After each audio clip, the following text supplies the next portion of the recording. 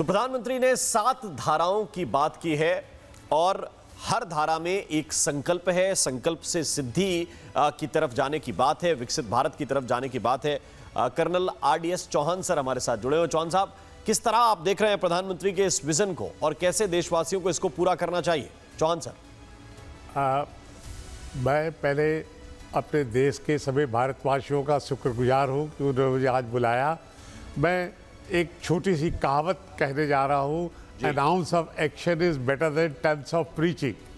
अगर हम सब भारतीय 140 करोड़ मिलकर देश की प्रगति की तरफ हाथ बढ़ाते हैं और थोड़ा थोड़ा सा काम करते हैं तो मुझे यकीन नहीं बल्कि पूरा विश्वास है कि हमारे जो प्राइम मिनिस्टर की इच्छा है कि हम दुनिया के सबसे बड़े लीडर बन जाएंगे और देशवासी जो है हमारे अच्छे तरह से रह पाएंगे और हर चीज़ में बढ़ोतरी होगी, वो हमेशा होती रहेगी।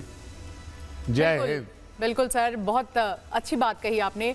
सोई सर, आप भी लगातार देख रहे थे, प्रधानमंत्री जब लाल किले की प्राचीर से संबोधित कर रहे थे उस वक्त हमने देखा कि सिर्फ और सिर्फ एक मुद्दा नहीं है, अब मुद्दा ये हो गया है कि विकसित भारत की ओर हमने कदम बढ़ा दिया है। कहते हैं कि एक लेवल तक पहुंचने में आपको वक्त लगता है लेकिन कंसिस्टेंसी बहुत जरूरी हो जाती है और मुझे ऐसा लगता है कि हम उस लेवल तक पहुंच गए हैं। प्रधानमंत्री ये कह रहे हैं कि बस फतेह कर लीजिए। नहीं, इसमें कोई शक नहीं है। देखिए, जिस प्रकार से हमने 2014 से अभी तक जो ग्रोथ आई है, अगर चाहे वो डिफेंस सेक्टर हो, मैन्युफैक्चरिंग सेक्टर हो, AI हो, साइंस हो, स्पेस हो, टेक्नोलॉजी हो, यूथ की ग्रोथ हो, एजुकेशन हो, हेल्थ सेक्टर हो, हर क्षेत्र में भारत ने जिस प्रकार से तेज़ी से बढ़ोतरी की है, तो ये ही प्रधानमंत्री का इस समय मैसेज है कि स्पीड को बढ़ाकर और तेज़ी से आगे बढ़ना है। क्योंकि अगर हमने 2047 तक विकसित भारत का उद्देश्य को हासिल करना है तो ये जो टेम्पो बना है, क्योंकि पहले एक रेजिस्टेंस था, वो रेजिस्टेंस को हटा के आज अकाउंटेबिलिटी हो गई है, प्राइवेट सेक्टर की भागीदारी हो गई है और जो आज मोमेंटम बना है उस मोमेंटम को बना के आगे बढ़ेंगे तभी होगा। क्योंकि आज उन्होंने यूथ की, देखिए क्या इंपॉर्टेंट है, यूथ का आह्वान किया है कि आप इसका इंजन बन सकते हैं। क्योंकि अगर भारत की 50% पॉपुलेशन 25 साल की है या भारत की एवरेज उम्र अगर 29 साल की है, ऐसे में आप ही हैं जो देश का यूथ है, आप ही हैं जो देश का भविष्य है। आप जो करेंगे देश को आगे ले जाएंगे तो आप ले जाएंगे, विदेशी ताकतों के बहकावे में आएंगे तो आप ही आके देश को। मुझे लगता है कि देखिए, आज प्रधानमंत्री ने बिल्कुल क्लियर और स्पष्टता अपने भाषण में दिखाई। आज प्रधानमंत्री नरेंद्र मोदी ने ग्लोबल क्राइसिस पर भी लोगों को सावधानी करने के लिए कहा है। उन्होंने अपील की है। PM ने कहा कि पेट्रोल डीजल के नाम पर आम लोगों को डराने की कोशिश की गई। PM मोदी ने कहा कि देश में किसी चीज की कमी नहीं होने दी गई है, लेकिन अफवाह फैलाने वालों ने यह काम किया है। सुनिए जरा। वेस्ट एशिया का क्राइसिस आया, पेट्रोल पंप पे पेट्रोल नहीं मिलेगा, गैस नहीं मिलेगा, डीजल नहीं मिलेगा, फर्टिलाइजर नहीं मिलेगा। सारी दुनिया भर की अफवाहें फैला करके भारत के लोगों को भयभीत करने का, डराने का, चिंता के अंदर डुबो देने का कुछ लोगों को आनंद आ रहा था। लेकिन देश ने देख लिया कि पिछले 10-12 साल की सुविचारित योजनाएं रंग ला रही है और हम इतने बड़े संकट के बावजूद भी नागरिक देवो भव के मंत्र को लेकर के जीते हुए भारत ने जो तैयारियां की थी, एक के बाद एक कदम उठाया था। सोचा नहीं था कि संकट आएगा, लेकिन उस संकट के समय में ये सारी चीजें काम आ गई और आज देश में गैस भी है, पेट्रोल भी है, यूरिया भी है। हम अपनी ताकत के ऊपर खड़े हो रहे, चल रहे।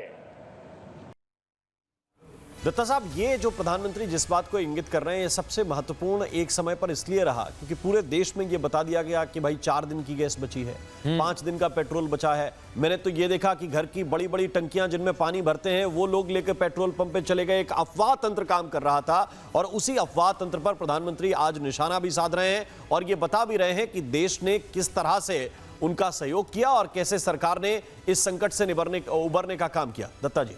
बिल्कुल मोहन, देखिए ऐसा है, मैं भारतवासियों को बताना चाहता हूँ आज के दिन में जो पूरी दुनिया के अंदर स्थिति बनी, जो ईरान, US, इजराइल की जंग के कारण और स्ट्रेट ऑफ हॉर्मुज़ के बंद होने के कारण, उसके बावजूद आप अपने आसपास के मुल्कों को देखें, उनका क्या हाल है। पेट्रोल की लाइनें लगी पड़ी हैं, पेट्रोल पंप में पेट्रोल नहीं है, कीमतें बढ़ गई हैं। मैं भारतवासियों से पूछना चाहता हूँ कि आप कहीं लाइन लगानी पड़ी? आपका पेट्रोल की अगर थोड़ा बहुत कीमत बढ़ी तो कोई फर्क नहीं पड़ा। आप कोई ऑफिस जाने नहीं रुका, आपकी गाड़ियाँ नहीं रुकी, आपको कहीं पर पेट्रोल की राशनिंग नहीं हुई। और जो हम पूरे आत्मनिर्भर के ऊपर चल रहे हैं जी। E20 की बात रोज आप सुनते रहते हैं। E20 आज से थोड़ी है, 10-12 साल से E20 हम इस्तेमाल कर रहे हैं।